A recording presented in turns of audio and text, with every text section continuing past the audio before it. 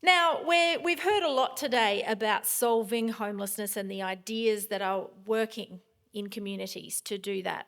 We know that we need to do things differently and we need to involve organisations and people who don't traditionally work at addressing this problem. These organisations do things differently, and we'd like to learn from them and find out what motivates them so that we can work with them and others in reducing homelessness. The panel host for this session is Simone Waugh, who's the Managing Director of Publicis. She's joined by John Nichols from Corporate Travel Management, Sarah Parrott from Hand Heart Pocket, Fiona Worrell from Peggy's Place, Antoinette Rusby Pereira from the Property Industry Foundation, and Tamara Smith from Suited to Success. Please make our unlikely suspects feel welcome.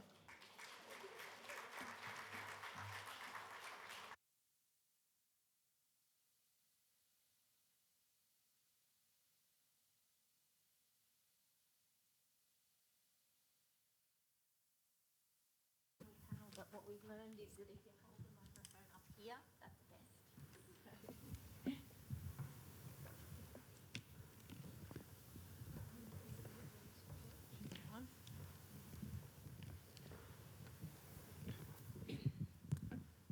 Hello.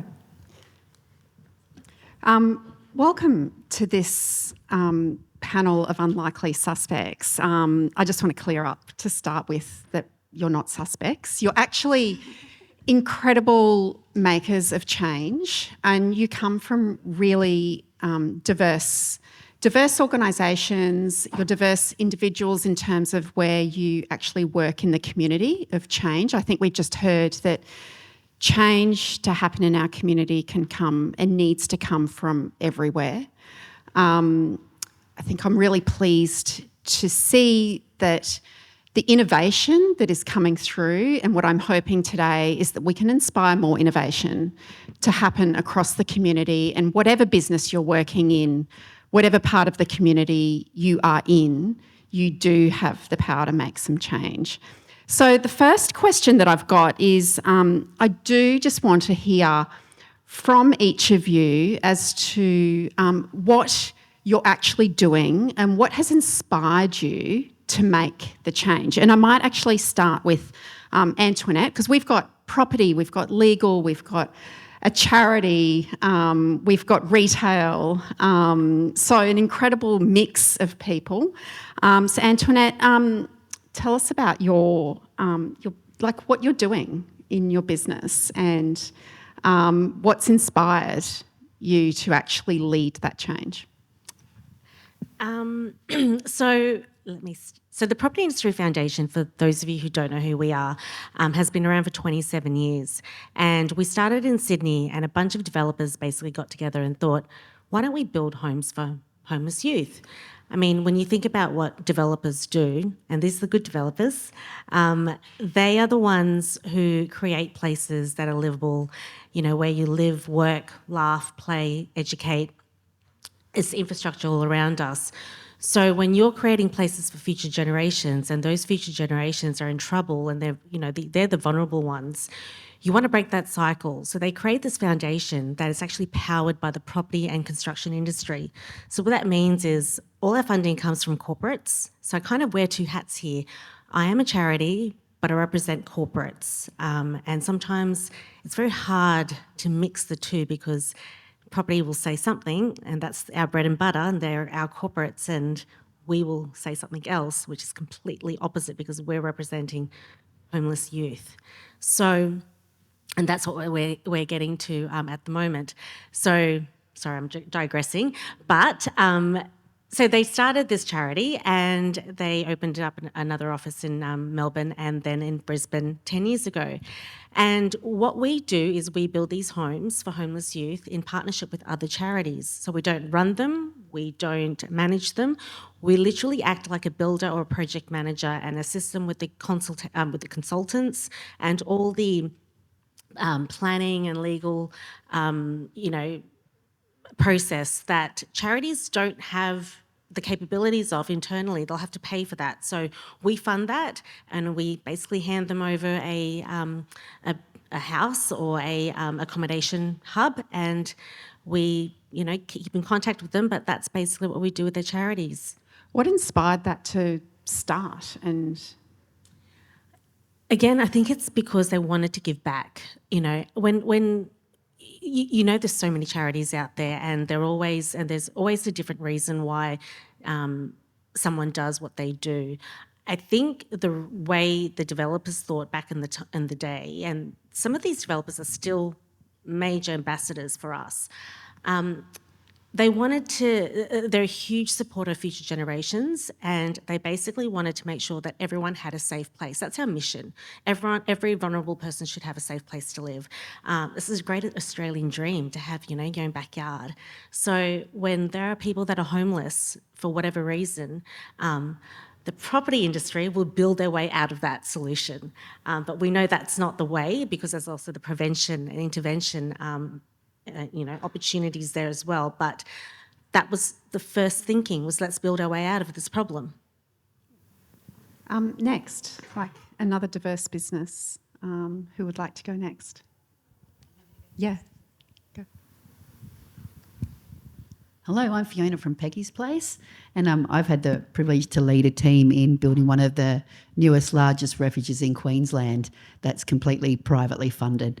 So it's come from the Flannery Foundation, phenomenal team, but Peggy and Brian Flannery have purchased a $15 million property, which we've been working on for over a year to make it into a trauma responsive framework for women and children. And our main referral base will be coming from the refuge system. As we know, our refuge system is continuously full. The housing crisis is just slowing that down. Some women and children have been in refuges. I was quite shocked for years, and being in a place that you can't invite your friends to, have people visit, is not a safe alternative for long-term housing. So what we're going to do is alleviate.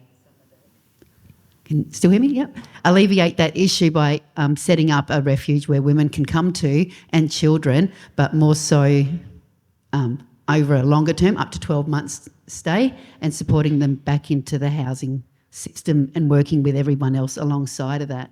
So we've actually established an integrated service response system where we've actually got a massive building, 87 rooms. We've re-established into up to 33 women we can take and 45 children. We're looking at our forgotten women. We're looking at a section where we've got our young women under 18 and building our partnership with Brisbane Youth Service. We're linked in with MICA. So, it takes a whole community to make a difference around our housing. I remember when I came to Queensland 12 years ago at Caboolture Police Station, working at the DV unit out there, and I remember ringing up Child Safety my first time, and I said, hey, can I come over for a visit? And they were like, why? And so I love in 12 years that all of our service systems are talking to each other now. We're working together, we're sharing information around risk, and how can we do that together? So at Peggy's Place, I've had over 1,000 volunteers in the last year come and donate their time to paint, renovate, move furniture. I've had the first refuge that's ever safety planned with counter-terrorism. So we've been 9 months, a whole plan around that. And so I think coming 17 years working in domestic and family violence with police over 2 states, we work women and children really hard after they flee domestic violence. They've got to go to court, they've got child safety involved, they've got to have counselling. So women work really hard, and how do we flip the model on its head and open up a system where instead of sending women out, we've got a childcare being established at Peggy's Place, we've got psychologists on board, we've got children's counsellors, because I remember after years of overseeing 400 or 500 referrals a month in the police system and having to case manage, it wasn't even doable and sustainable over that long-term period. So now name the children, do you know what I mean, and have children's caseworkers and have a whole support team, not just around women but children as well, to move forward. It takes a lot of money to do that, and it's one place. Like, what do you actually need now from, I guess, the community or other businesses to actually, grow the impact? Yeah, it's been given an opportunity. I know coming from the NGO sector, your money's stretched continuously and having to meet, I remember every single one of my staff having every day to count 435 minutes per day into agreements around funding. And so, that continual having to chase your statistics and getting information in. But what we need is going to cost $3 million a year plus to run Peggy's Place per year. So we're linking with other philanthropists and talking out into the community, and all of us now coming together. For instance, as we've had over 1,000 people volunteer to support us. I've had over 100 companies now have donated millions of dollars of support to make it safe. We've got, high-tech equipment now coming in. There's 5 levels of safety that's come in. So instead of, for years we're hiding out women, and our news, and with social media, we're not hiding women anymore very well. So all we're doing is isolating women and children from seeing the good people in their lives when we hide them in refuge. So now as a system, how do we hold our systems accountable around safety and stop working women and children so hard for them to be completely accountable for their safety? So I think all of us working together around safety, education, training, and, really supporting them so that they can have a rest. It's incredible. And yourself? So I'm from Suited to Success and Dress for Success Brisbane, and we support by providing free styling, clothing and career support for people all throughout Queensland, all at no cost to the individual. And I suppose what inspired this work is the work of a lot of people who are here today who were already doing such important transformational work within the community, running these programs that make such a big difference. And we wanted to be able to, I think in our sector, in the charity sector, one of the most frustrating things is there can be sometimes a lot of duplication. So we wanted to come in and really amplify the impact that a lot of you are already making, and looking at all these wonderful programs and seeing how can we add value. So if you're doing, an amazing job skills program, can we provide all of your young people with beautiful outfits for when they finish and when they start going to their interviews? If you're doing a program where you're actually placing people in traineeships, can we provide them with, a week's worth of outfits so they don't have to worry about where the money will come from to fund those things? So that's really what we do. We're really passionate about seeing all the wonderful other community groups and charities who are out there. How can we partner with them and with you to help amplify what you're already doing? How did it actually start? Because it's a really big impact that you are making. I don't know if you mentioned how many, women every year that you... Our goal is to support 1,000 people throughout Queensland every year. So we support people, men, women, all genders are welcome at Suited to Success. And I think Suited to Success is a real, and everyone says grassroots because it sounds cool, but I feel a real grassroots to a response to a need that existed within the community, that it can be a big gap, it can be a big barrier, things like not having the clothing that you need to go for an interview. And while it's a physical barrier, it can also be a bit of an emotional and mental block to think, I have this opportunity to have this job, but I don't have the clothes to wear, so I don't deserve to be there. I don't belong there. I'll self-select myself out of that opportunity. And what we want to do in that hour that we spend with people in our styling boutiques is hopefully gift them that really transformational experience of feeling seen by the person who's with them, feeling supported, feeling believed in, all those things that they might not have had the opportunity to feel before. That's really where it started, in response to that there was a need, a gap in the community, and Suited to Success came along, I think, to address that gap and say, well, if clothes are what you need, we've got 2 boutiques that are overflowing with clothes. Let's gift them to you and make that not be the barrier, because everyone else in this room is working on the other barriers, and that's a barrier we can help with. So to actually scale, do you have partnerships with other, with companies, corporates, etc.? What do you need to actually scale further? In terms of partnerships with for our clients, about 80% of our clients come from referrals. So that's the most important way to reach more people, is to partner with more organisations who we can help.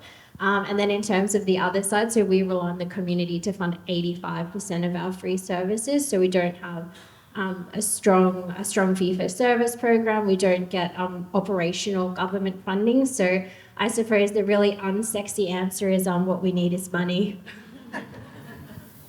Because we know we still have to, we know we have staff, we have a very small team, we have to pay the rent, we have to keep the lights on. I think that's the really uncomfortable truth of a lot of our small charities is what we really need is the money to operate, to provide those free services, because we never ever want the money that when someone comes to us, we want to give them everything for free, because then they can use the money that they do have for those other essentials that they might need. Yeah, we'll come back to that, because I think money is probably one of the really big issues for charities, and that's why I think community is trying to be innovative in terms of how they can support. So I think you've hit on a really big issue there. Oh, hi. No? Is that working? Yeah. No.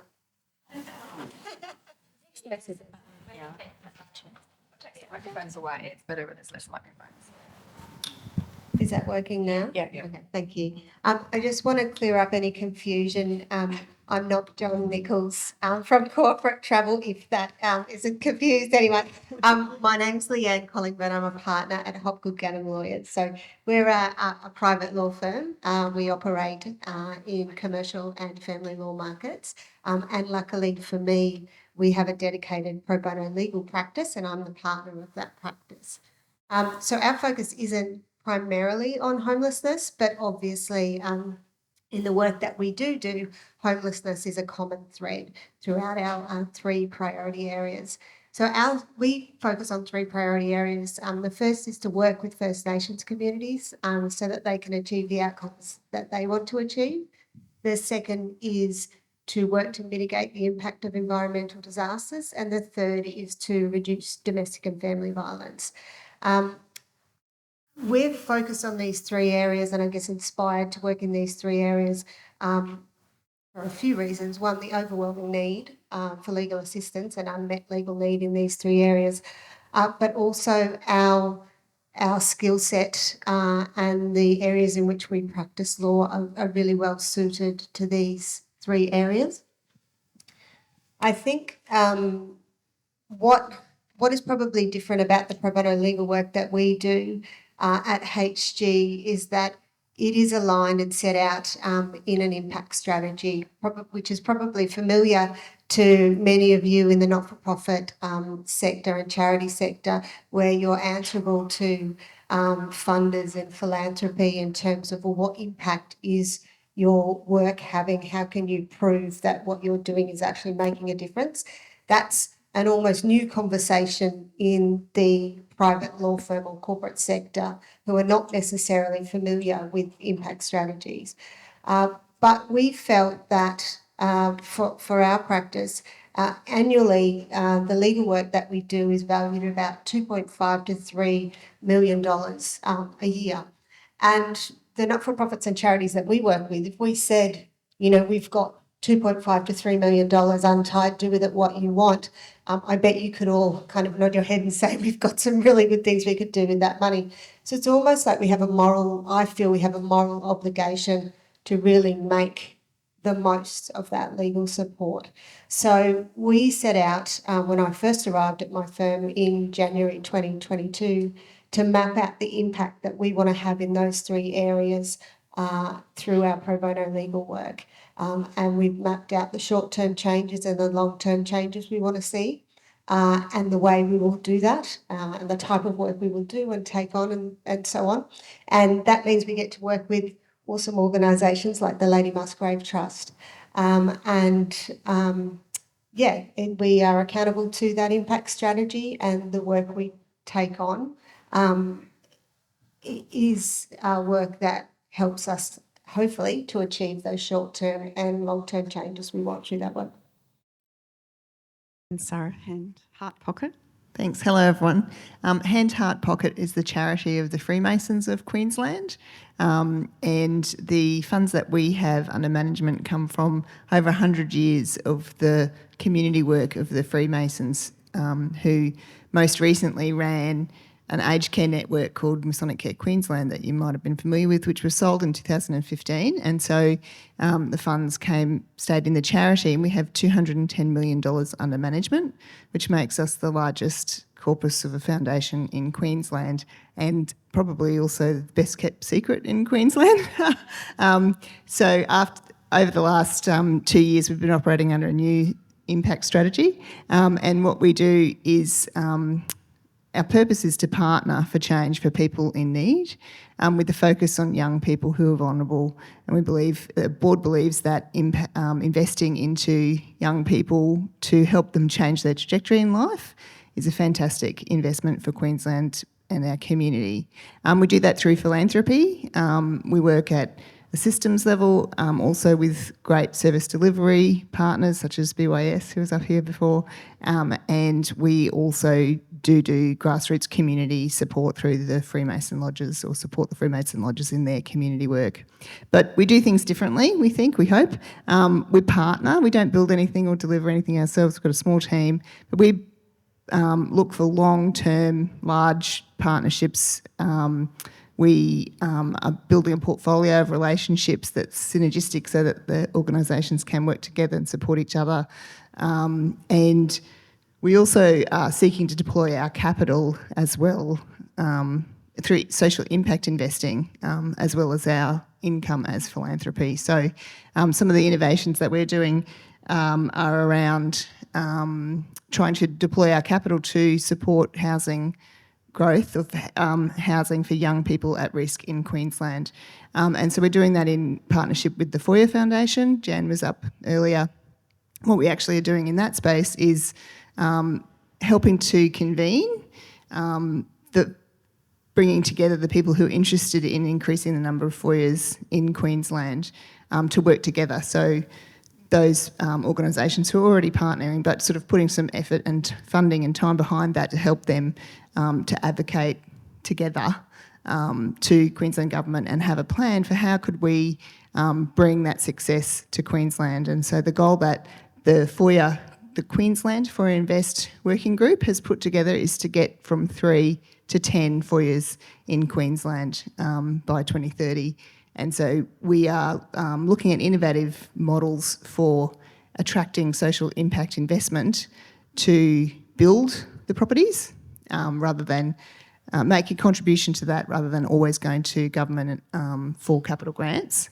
And then also trying to support opportunities for payment by outcome contracts that might support the delivery of services to the young people, because we know that it's really important that it's supportive accommodation. And as Jan said earlier, Foyer has a really strong track record of fantastic outcomes for young people. 80% of young people who get the opportunity to live in a foyer move on to have jobs, training, and to be able to sustain their own accommodation and tenancies. So innovation in terms of raising funds for social impact, like what sort of innovation, like what are the innovative ways? Yeah. Well, what we're trying to do is combine government funding, private investment money, and grant making. So basically, it's like taking traditional investment opportunities, like a real estate trust, and building something like that investors could put their money in to actually build more, property, would then be used as foyers. So we've got people who have a lot of experience in the banking system, or the banking and finance industry, who are lending their skills and expertise for us to figure out how to bring those types of models into the social housing space. Antoinette and Leanne, in particular, this question is for both of you. What is the impact of the work that you're doing on your own employee base or member base? Is that a big reason of why you're putting a lot of energy into this? Yeah, it's huge, obviously, and I think that goes without saying. I'll give an example, actually. When we launched our impact strategy, Victoria from Lady Musgrave Trust came along to our launch event, and one of our environment planning partners was at the event as well. and introduced Victoria to a property developer client who then they engaged in a conversation, and that conversation has now led to the Logan properties, as I understand. And that particular, when Victoria circled back and told that particular partner that story, she literally burst into tears because of the impact that very, very small conversation and introduction will now have on, homeless women and children. And when she then shared that story internally at an internal morning tea, she literally cried again because she was just so amazed and proud that, at one small introduction and conversation could have, lead to that. And obviously a lot of work from Victoria and the Lady Musgrave Trust to get to the point that it is at now. And so that's just one very small example of that impact internally. Antoinette? Yeah, I have to agree. When it comes to our corporates, so we've got over 150, 160 corporates across the 3 states that support us, and they do it not because they want it, it's voluntary. I mean, if you look at industry associations and discretionary funding, where the money goes, charities sometimes are at the bottom, of that pile of money. So they do it because they want to. They do want to build a better world. They want to give new life to young people so that they can thrive. For me personally, I'm a mum, and I only became a mum 3 years ago, and I was pregnant when I got this role at the Property Industry Foundation, and I remember signing my contract and telling my CEO I was pregnant, and I was so nervous because I was nervous because it's you're a woman and you're starting a new job and you're already pregnant. I was so embarrassed, and I thought, oh my God, they're not going to keep me. But she was like, oh, don't worry about it. We're here for homeless kids. Don't worry about it. We'll figure it out. We'll sort it out. And then I started working with some of these charities, and, we're not the coalface. We're not the heroes. We're the people that provide the infrastructure and expertise for you so you can do your job. And every day when I meet a new corporate, and even my team, around the country, when we meet our corporates and we tell them what we do and we connect them to the cause and to the charity, and then their response on, oh, we'll help you, we'll do that, and they give you this advice, because I'm not a developer, I'm not a project manager, I connect people. And that's what's heartwarming, because they are so generous. And sometimes it really upsets me when I watch the news and you get, the developer bashing and this and that. And yes, of course, there are dodgy developers out there, but the ones that we work with, they're very generous, and they want to give time, expertise, money, labour, materials, whatever they can, and they want to give back in a very tangible way. So what we're seeing are businesses are actually increasing their support of not-for-profits, and a lot of it is driven by ESG requirements as well. Are you how are you seeing that, and what would make a business? What are you seeing in terms of a business making a decision to support, for example, Suited for Success or Peggy's Place? How do you have inquiries from businesses, and how are they deciding whether to support what you do? My experience so far has just been quite phenomenal. Hanson Concrete is one example, and we had 22 of them come to Peggy's Place as volunteers from Habitat for Humanity last year. And as we were walking through each group of people that come through, we talk about what are the impacts of domestic violence, what's happening for women and children. One of my elephants in the room I talk about straight up is let's talk about the elephant in the room. Yes, it does happen to men too. I've supported men around domestic and family violence, but why is it a gender-based issue, and why have we got refuges for women and children? So when I was walking around these big 22 burly concrete men around the building, the next day the general manager rang up and he said, oh my God, we can't believe what happens to the animals that have left at home that we can't bring to refuge. They said, we were talking about it at the dinner table and at our staff room, around that 20% of women and children have to go back home because the animals are injured or there's threats and animals are harmed. So they've now contacted back, and we're in the process of them taking on a $500,000 pet build on our 37 acres over the next year. So I just think, the impact and the education and talking about what's happening, and as then they talk to other people they know, and it's just got bigger and bigger, and then business saying, what can we do and how can we help across the board. I've got Dinesh Palapana now going back, Queensland of the Year 2020. He's out and he's helping us build our doctors' surgery and rounding up doctors and health staff. So, that thing where, so we're not having to send women and children out to doctors on arrival, and then setting up telehealth through Peggy's Place, and do you know what I mean? The whole massive process, not just through private, but also government and health systems as well. Yeah, no, I think it's really pleasing that the conversations are happening around what do you actually need, and then trying to create for the need versus I think just fundraising and wondering where it will go. Let's get back to money. So if a business can't give money, which is often really hard for businesses just to hand over a cheque, then what else can they do? I think I'm just seeing what's happening out in community and how we can help. I know Victoria's got this incredible project that she's trying to get up and running. And so how can we put the word out there and getting our businesses not just financial funding, but also ways that they can give back, whether it's resources. I've had so many donations come through. I can actually add it up to over 300 million so far of donations that have come through, which has been outstanding. So how do we just continue to support in any way we can? We've got 37 acres. It's quite rocky and steep. So my next project, we're going to put through a massive walk so the women and children can use all the property that we've got. So we're going to do a big project next year where volunteers can come back through and help. So, even that physical help of companies coming back in with their companies and giving us a day or two to then create next stages of what we're doing. For Suited for Success, like what help can we create in the community?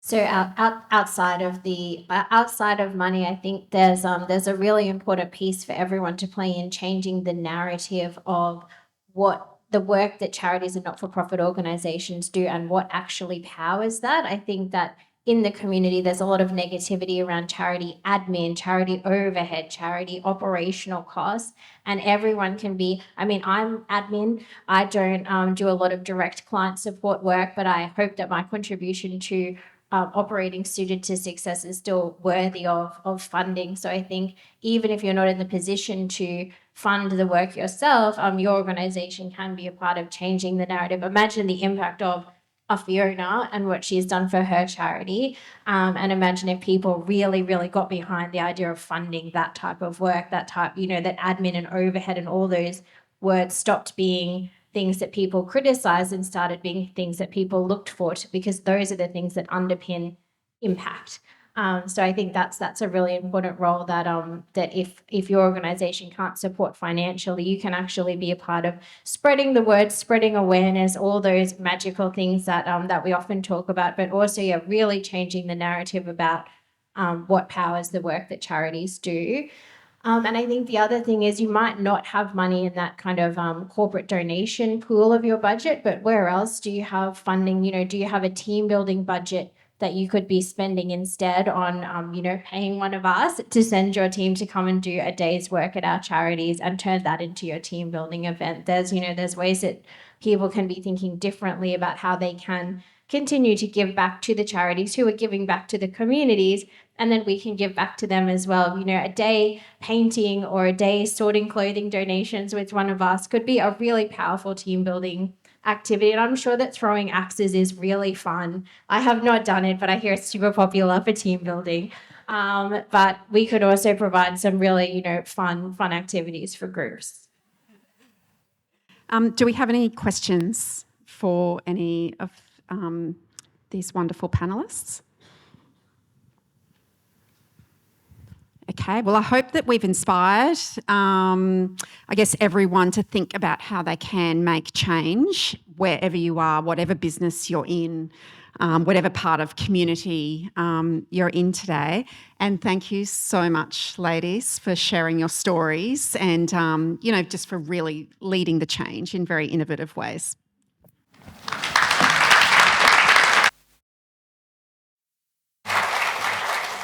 Thank you to the unlikely, incredibly hard workers. late renaming of that topic. Ladies and gentlemen, Louise Kelly is the president of the Lady Musgrave Trust. Please welcome her. Well, that brings us to the end of another very successful forum on women and homelessness. My heart is full from listening to the amazing work that's being done. There's some incredible people out there and some incredible stories. So thank you for coming along today. There's a lot of people I'd like to thank on behalf of the Lady Musgrave Trust. Firstly, our panel members and presenters and hosts. Thank you for the work that you do to improve the lives of women in Queensland, and thank you for sharing your experiences and keeping the conversation going. I think it's really important. I want to have conversations with so many people who spoke today, so thank you for that. So if you could join me in thanking them.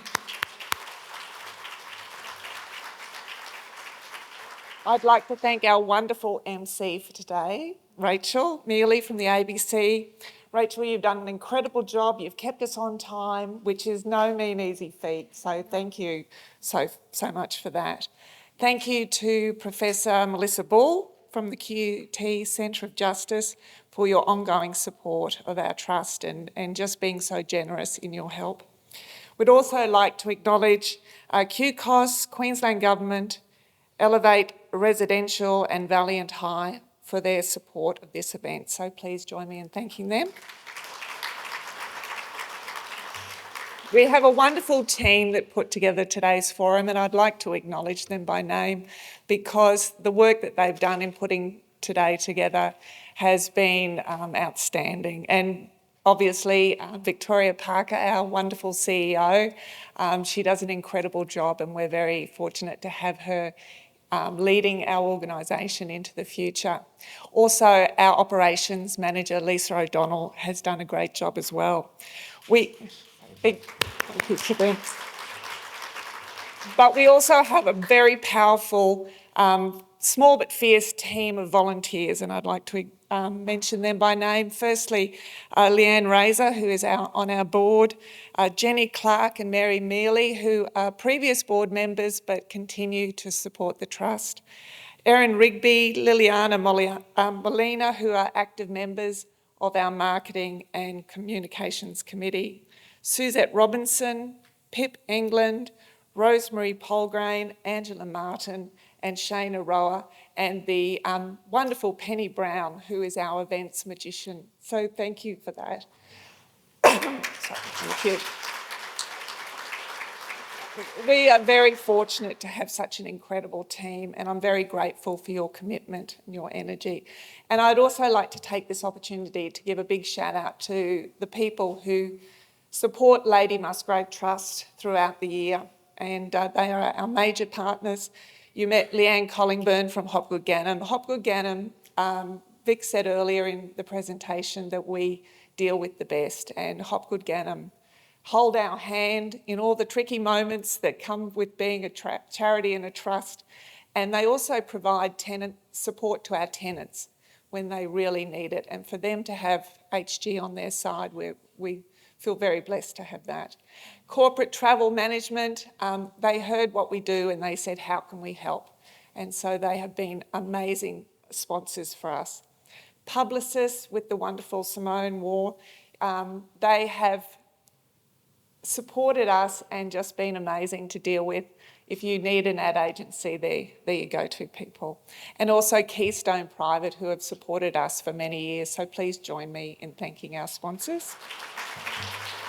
So to everyone who has come along today and to the people watching online still, hello.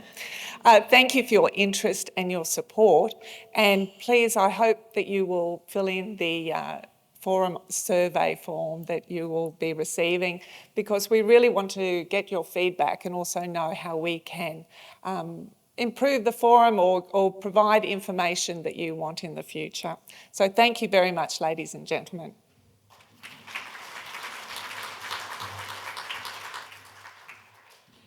Thanks, Louise. The organisers want me to say a few more things, and that is that the videos of some of today's sessions will be available in coming weeks on the Lady Musgrave Trust website. We are heartened by the solutions and ideas that we've heard here today. If you've heard a panellist say something that has stood out to you, please find them and tell them that they've made a difference. Go and introduce yourself to someone on the way out who you may need to meet. One small introduction, as we heard in that last panel, can make a big difference. So I'll stop talking and allow you all to talk to each other. Thanks very much.